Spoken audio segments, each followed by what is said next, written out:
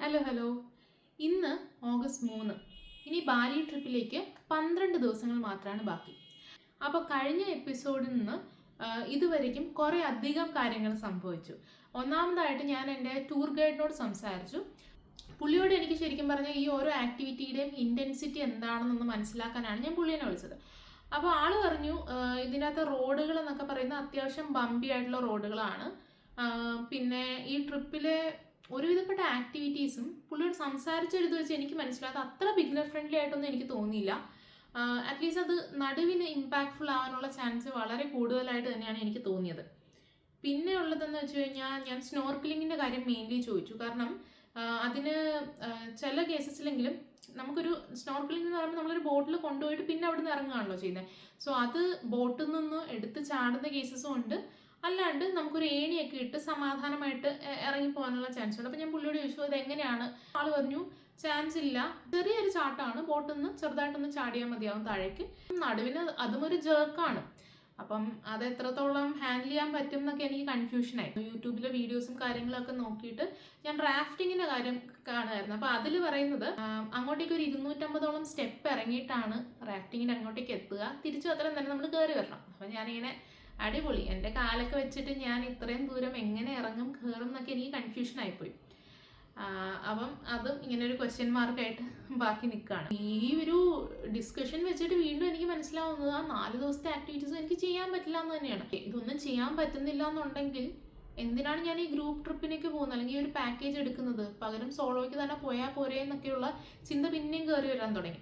അപ്പം അതിൻ്റെ റിസർച്ച് നടത്തുമ്പോഴെന്ന് വെച്ച് കഴിഞ്ഞാൽ കേൾക്കുന്ന കാര്യങ്ങളൊക്കെ കുറച്ചും കൂടെ നെഗറ്റീവാണ്. അതായത് ഒന്നാമത്തെ കാര്യം ഭയങ്കരമായ മോഷണം ഉള്ളൊരു സ്ഥലമാണ്, നമ്മൾ സൂക്ഷിച്ചും കണ്ട് നടക്കണം. ലൈക്ക് നമ്മുടെ കയ്യിൽ നിന്ന് തന്നെ ഫോണൊക്കെ മോഷ്ടിച്ചുകൊണ്ട് പോകാനുള്ള ചാൻസസ് ഭയങ്കര കൂടുതലാണ് അവിടെ.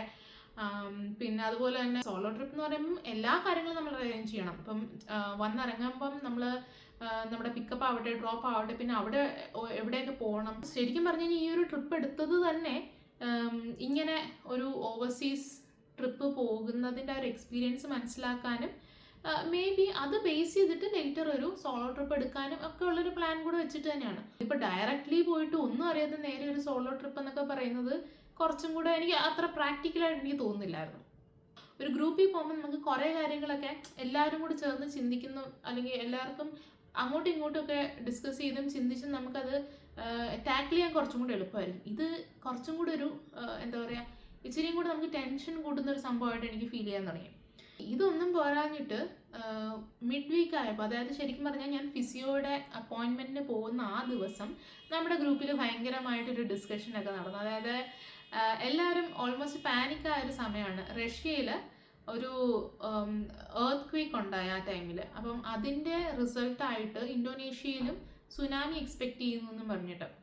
അപ്പോൾ അവസാനം ഞങ്ങളുടെ ഗ്രൂപ്പ് ലീഡർ പറഞ്ഞു നമുക്ക് 10-ാം തീയതി വരെ നോക്കാം, എന്നിട്ട് അപ്പം ഒരു ഡിസിഷൻ എടുക്കാം, അതായത് ക്യാൻസൽ ചെയ്യണോ വേണ്ടിയോ എന്നൊക്കെ ഉള്ളത്. സ്റ്റിൽ നമുക്ക് ക്യാൻസലേഷൻ കുറച്ച് ചാർജസ് എങ്കിലും തിരിച്ചു കിട്ടും. ഈ ഒരു വീക്കിൽ എനിക്കുണ്ടായിരുന്ന ഏറ്റവും പോസിറ്റീവായിട്ടുള്ള ഒരു സംഭവം എന്താണെന്ന് വെച്ച് കഴിഞ്ഞാൽ ഫിസിയോ അപ്ഡേറ്റ് ആണ്. അപ്പോൾ എൻ്റെ ഹെൽത്ത് കണ്ടീഷൻ എങ്ങനെയായിരുന്നു അതിൽ നിന്ന് ഒത്തിരി ഇമ്പ്രൂവ് ആയിട്ടുണ്ടെന്നാണ് പുള്ളി പറഞ്ഞത്.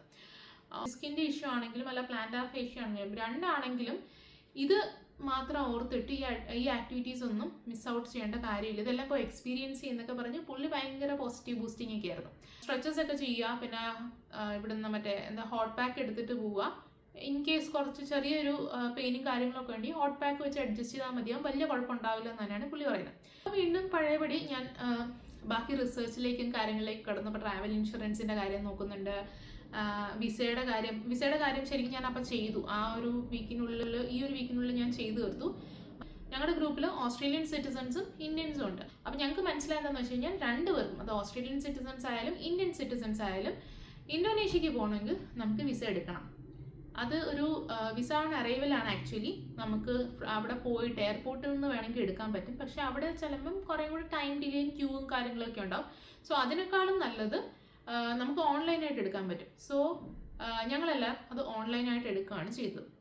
ബാലി ട്രിപ്പിൻ്റെ പ്രിപ്പറേഷനും കാര്യങ്ങളൊക്കെ ഓൺ ആണെങ്കിലും ഈ ഒരു ആങ്സൈറ്റി, അത് ഡിസ്കിൻ്റെ ഇഷ്യൂ ആണെങ്കിലും മറ്റേ പ്ലാന്റാർ ഫേഷ്യ ആണെങ്കിലും ട്രാവൽ സിക്നസ് ആണെങ്കിലും ഇതെല്ലാം എൻ്റെ തലയിൽ ഓടുന്നുണ്ട്.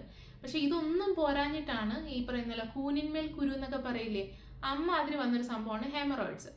എനിക്ക് ഹെമറോയിഡ്സിൻ്റെ ഹിസ്റ്ററി ഓൾറെഡി ഉള്ളതാണ്.